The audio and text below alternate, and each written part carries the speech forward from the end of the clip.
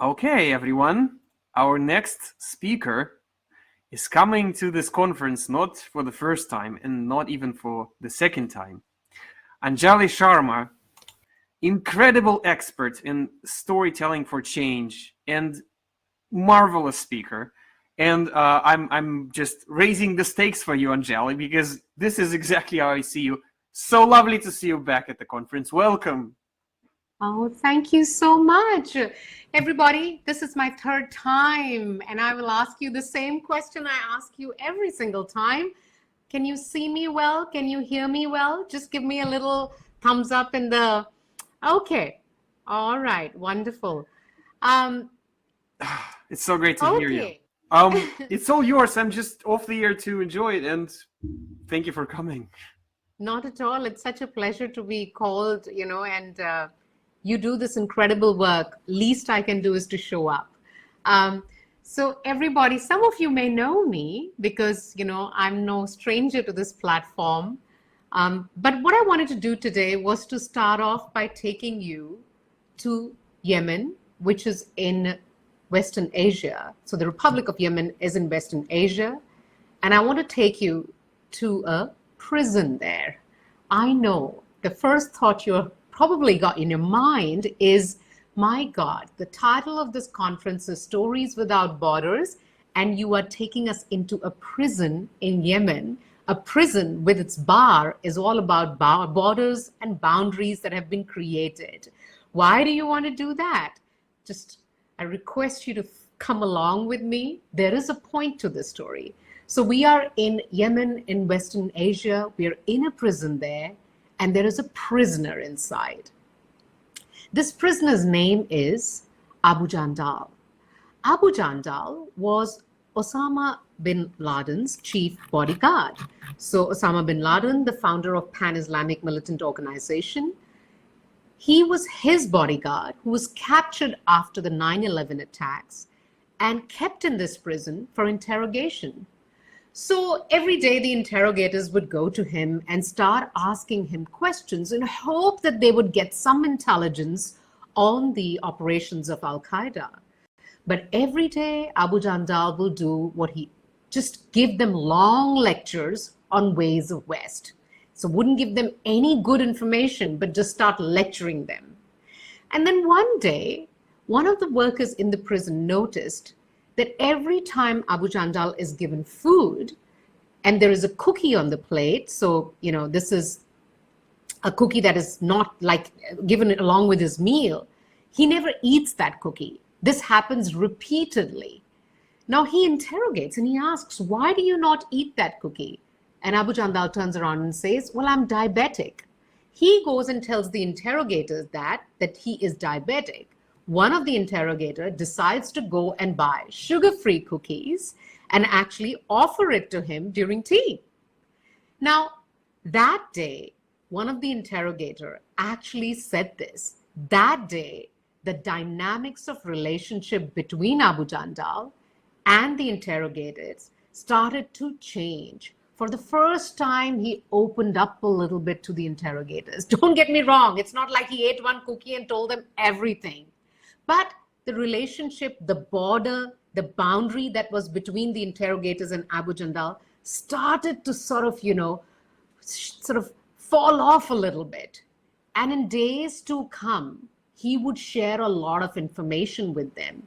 He would give them a lot of data on Al-Qaeda's intelligence, but he will also tell them the names of the 7 hijackers who were involved in the 9/11 attack. Now, what is the point of this story? A lot of people think the point of this story is you respect someone irrespective of who they are, and they form a connection with you, and you drive the right outcome.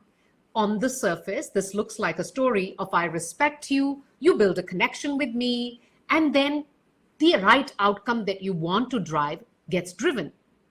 This story is in this book, Persuasion by Robert Cialdini. This is where I got it from. Now, it's important we try to uncover one layer in this story and try and understand this story better than it seems to us. Dr. Brené Brown did an amazing job of defining what connection means. Connection means exchange of energy between two people when they feel seen, heard, and valued. So we could say they brought sugar-free cookies for Abu Jandal. Abu Jandal felt seen, heard, and valued, and he started to really open up to them because connection were built. And it is right to some extent. But I think what I'm interested in is something even deeper. It took someone to notice the first clue, the first small data that he's not eating that cookie.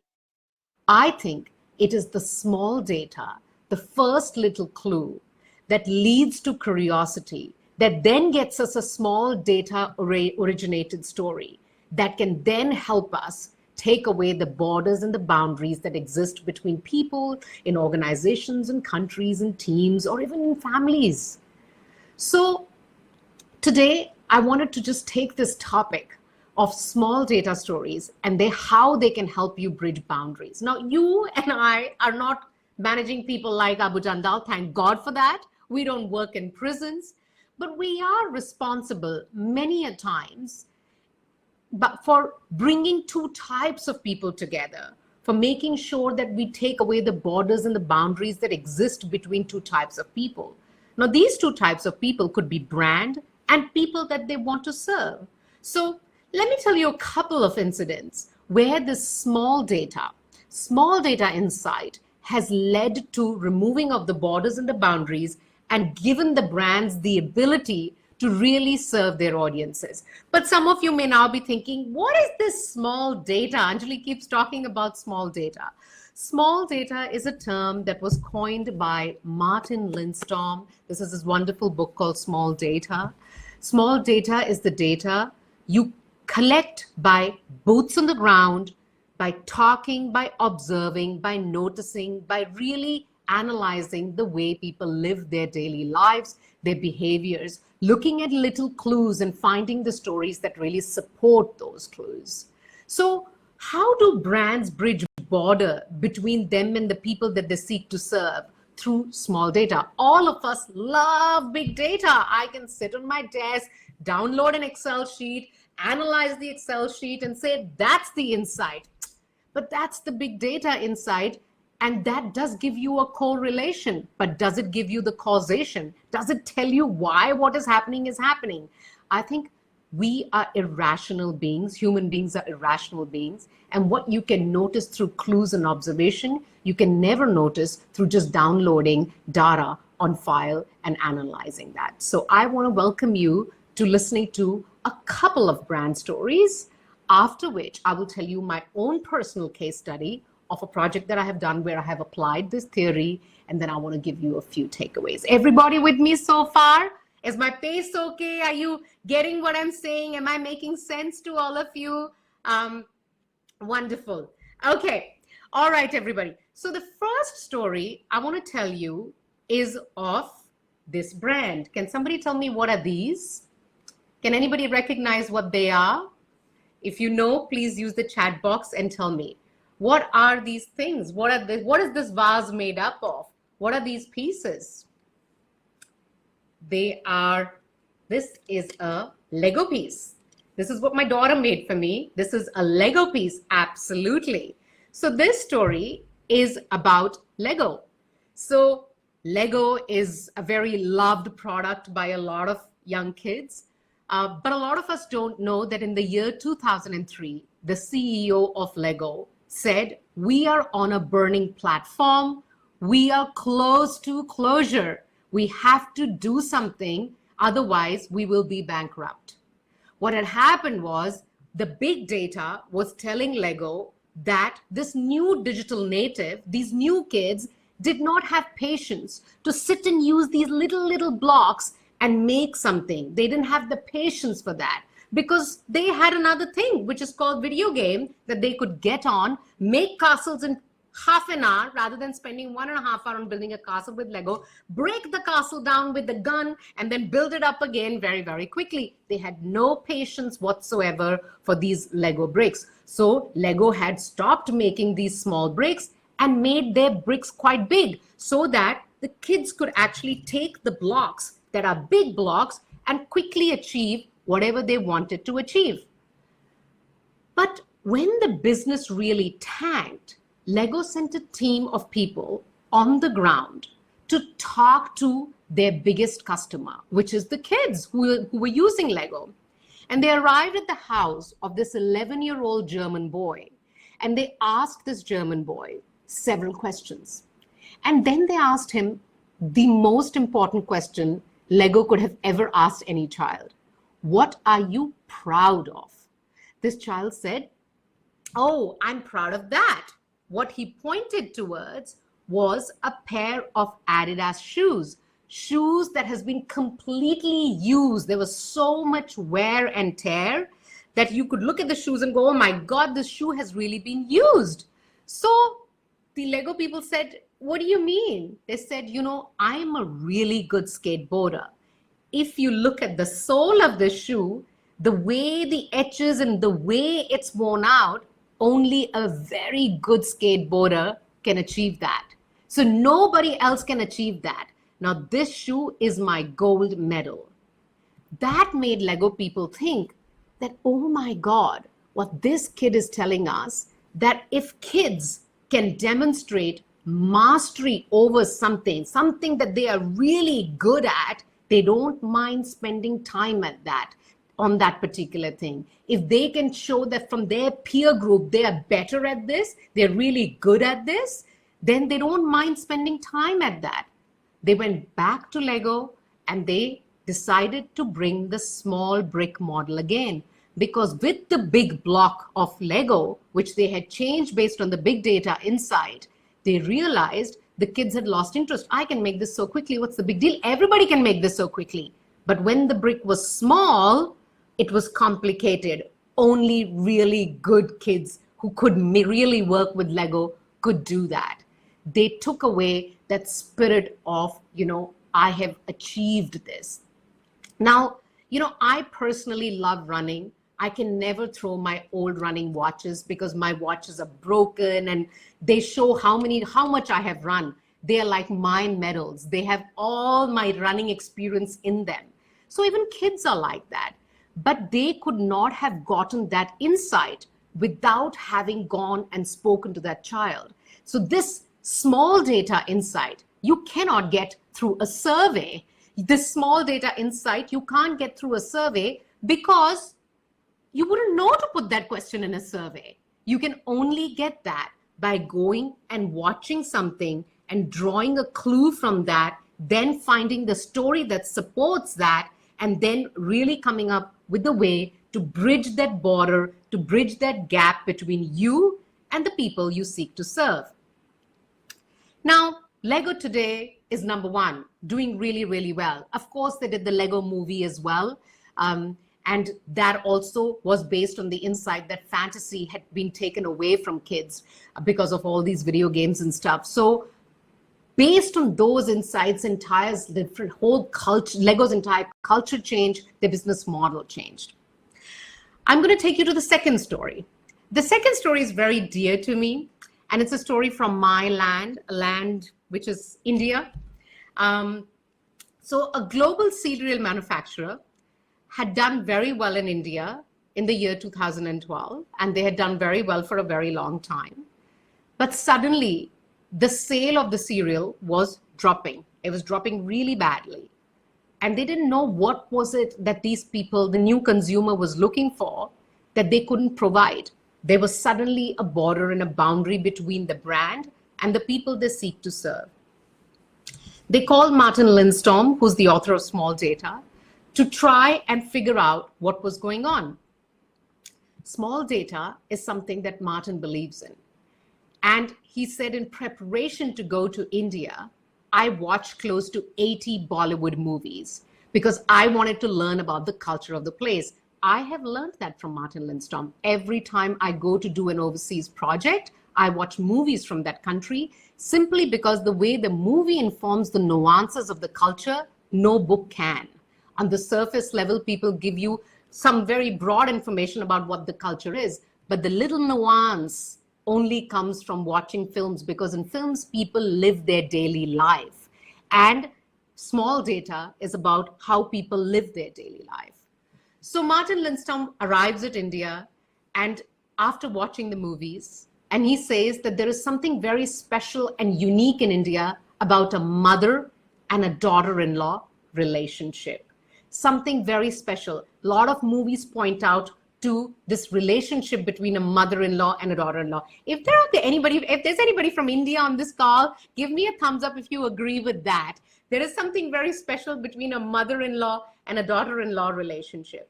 So he wanted to know who's in charge of the kitchen. Is it the mother-in-law or is it the daughter-in-law?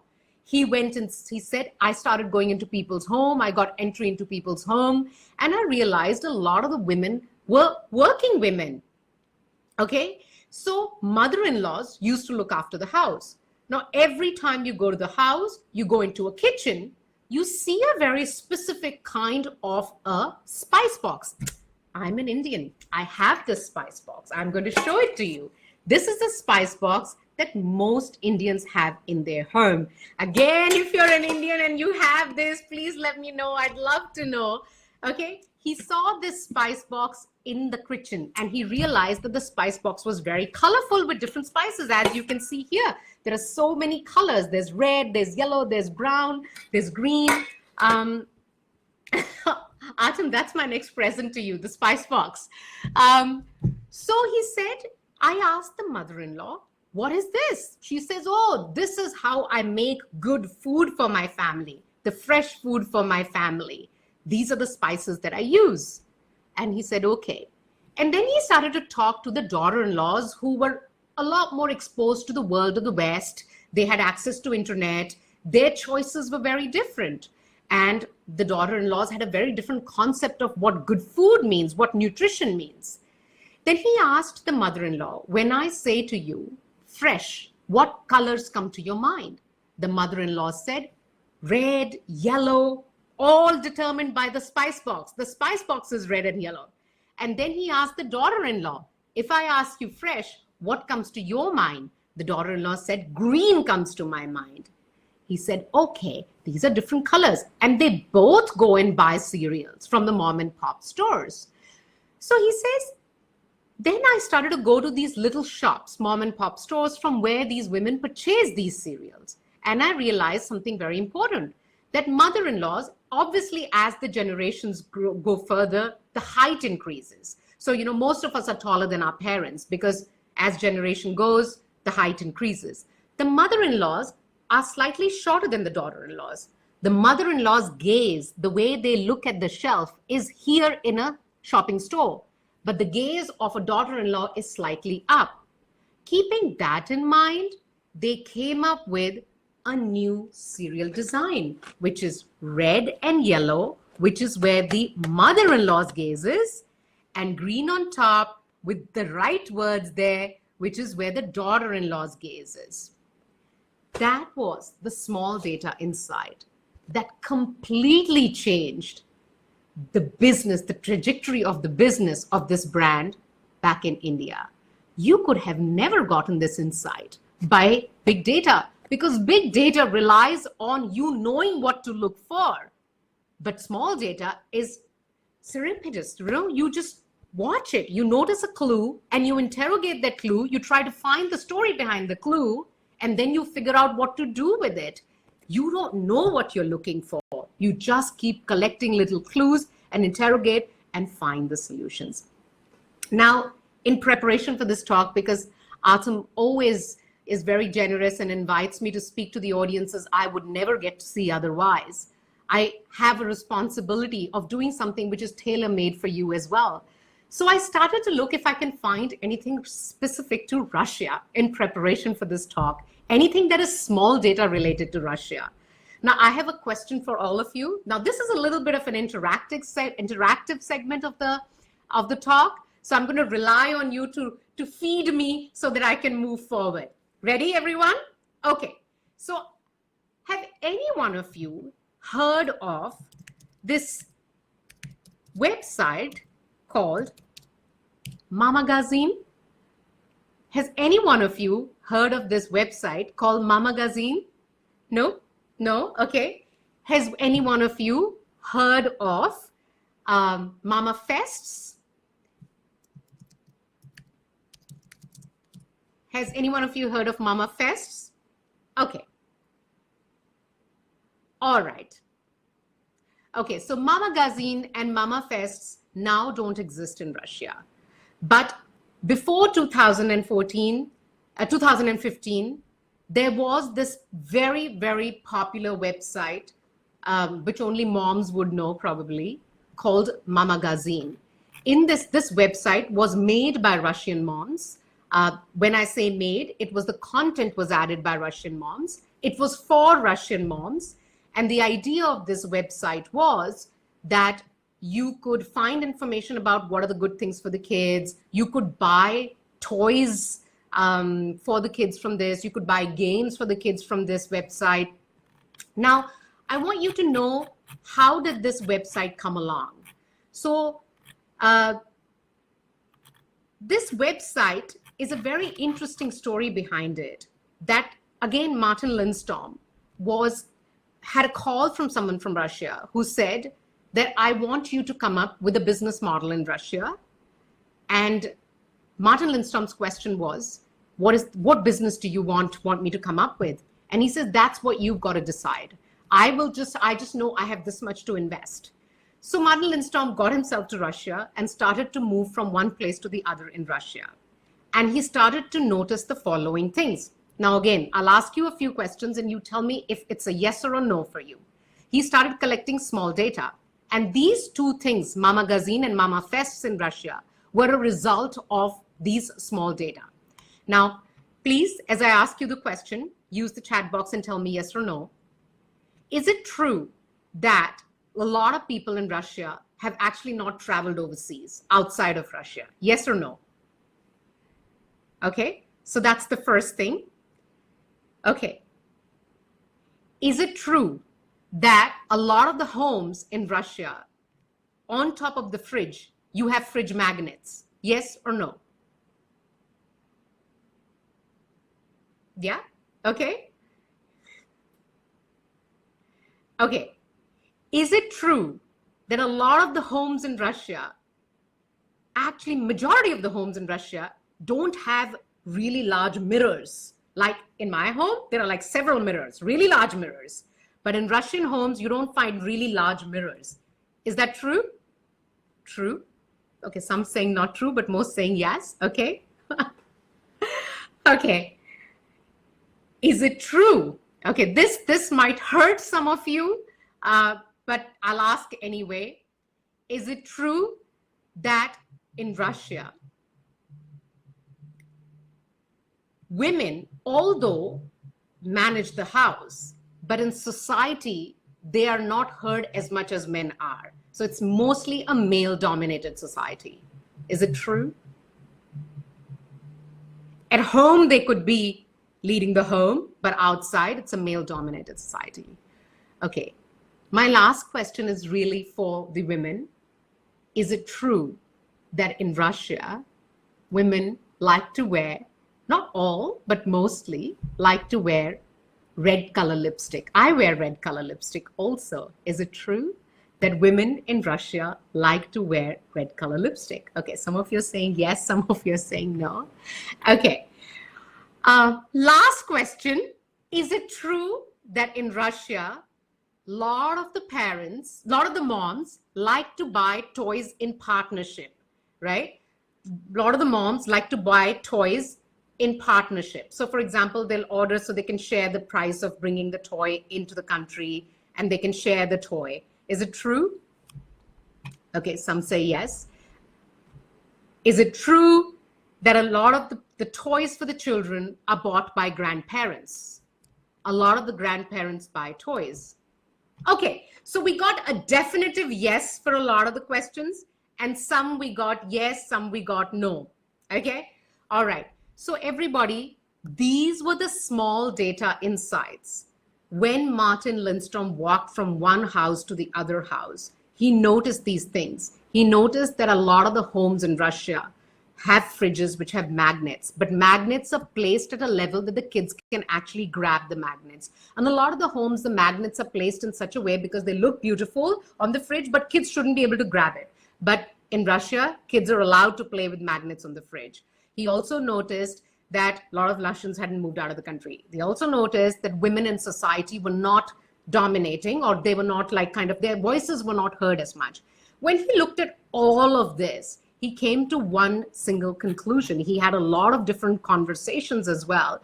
And his tiny insight was that Russian women want to be heard, and they want to do something not only for their children. They want their children to see the world. They want their children to get out. They want their children to be exposed to different things. But somewhere inside, they also have a child that they actually want to explore and really want to get out and be heard in this world. When he understood that through all these insights, how did the fridge magnet lead to that? A lot of the fridge magnets had things that led him to believe that it was about getting outside of the country. It was about a different country. It was about a Statue of Liberty, something, that kids would not know otherwise.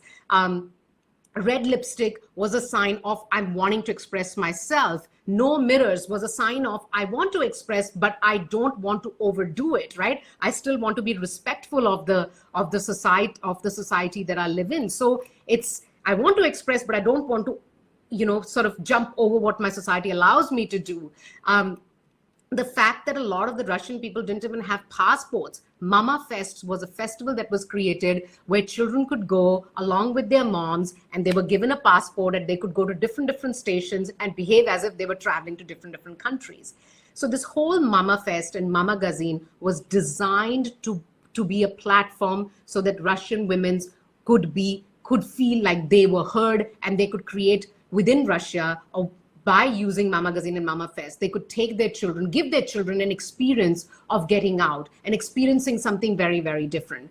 The point I'm making is that Mama Gazine would not exist, Mama Fest would not exist if these small data insights wouldn't exist. You could no way do a survey, collect data on Excel sheet, and come up with all of this. Many things may have changed right now, like Medina is saying, but I'm going back to 2012, 2013, from when this data is, where these insights still existed, and they were wanting, they understood this one little thing about women and the children, and they could come up with this particular offering. They wanted to take away that border. They wanted to take away that boundary. Now the question is, I have till now told you stories from books. I have till now told you stories from my research. The question is, how do I apply this to my work? How do I, as a story practitioner, use this? So not that long ago, in one of the Southeast Asian countries, a very big brand told us to come and be on site for a good 1.5 to 2 months and try to figure out how to make this place more gender diverse, right? How to get more women into workplace. Now, the intention was good. They were educating people. They were trying to come up with opportunities for women. They were trying to come up with programs for women, but gender diversity was just not going anywhere. They were not able to move the number in the right direction. When we did our very first survey there, the big data type of thing, what we did when we did the survey, just to kind of show you, is our finding was that the larger number of the problem came out from communication barriers, the way the communication took place between senior leadership and women. That's what the big data told us. But we were like, really? Is it really communication? We then got on to wearing our boots, our jacket, and we said, we are going to go down on the ground and we are going to start collecting small clues and stories that support small clues and really try and figure out what is going on the ground.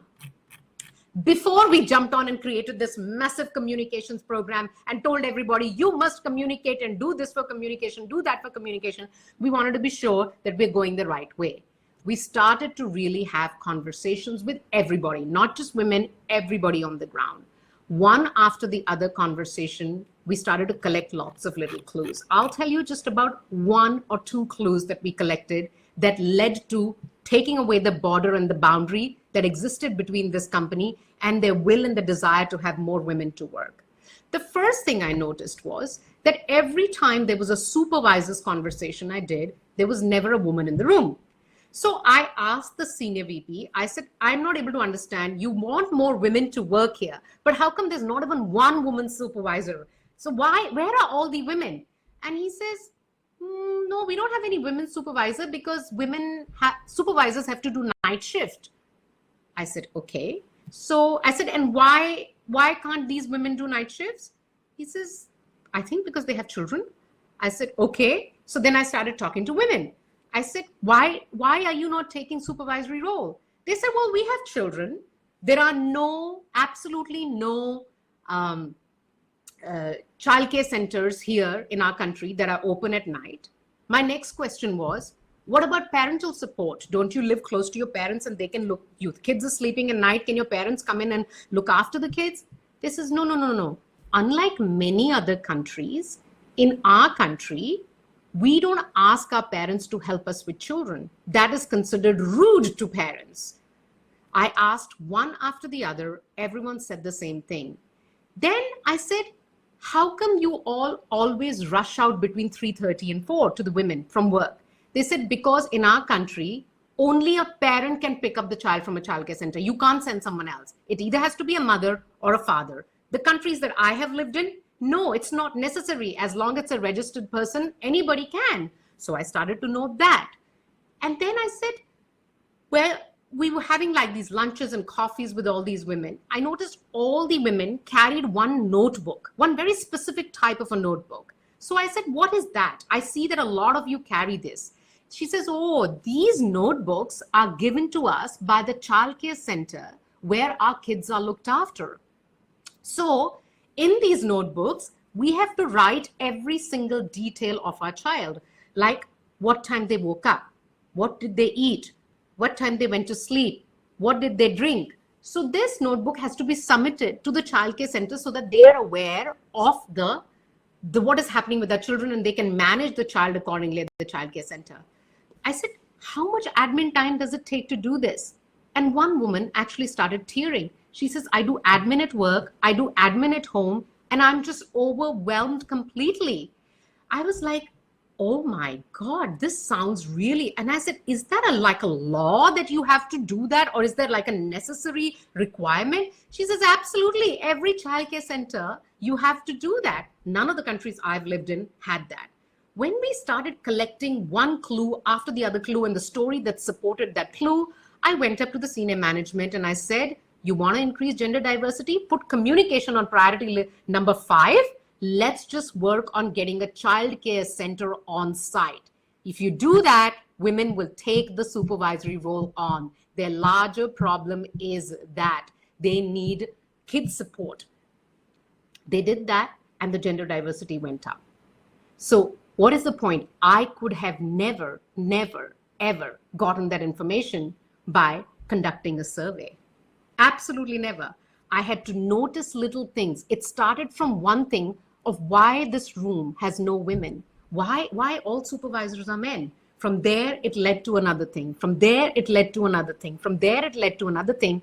And then we realized that it's a tiny little clue that if you investigate that clue, you find a story that supports it. And then you are able to take away the border, the boundary, the problem that exists between people and their outcomes. Now, some of you may wonder, why don't these women speak up? Because to these women, this is normal. They don't think that they think this is how life is. That's just how things are meant to be.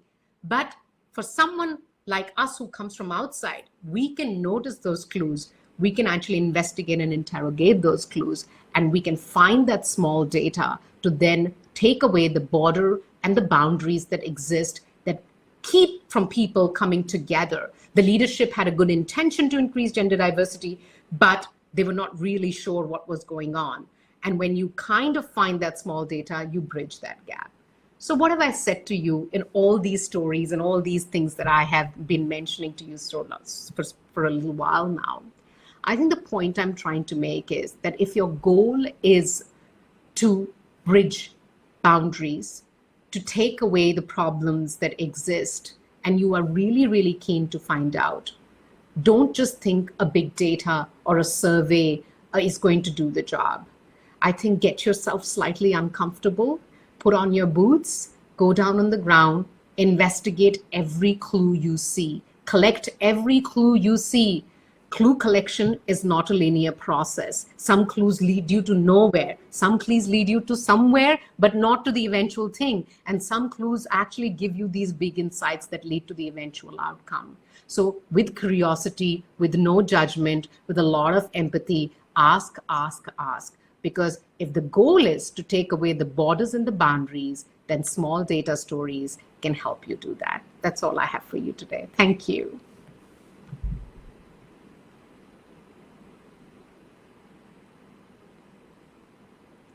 For a small moment, I forgot that I'm hosting a conference. I was like, oh yeah, I have to do work. This is incredible, Anjali. You are awesome. And I've downloaded Persuasion. I've downloaded the small data. And once again, you've done simply a wonderful job. We might have time for some questions, maybe in the chat, because we were running a bit late. But I would love to ask you this question based on what you told us. So by sharing with us these small stories, you're proving that attention to small stories can make a big difference.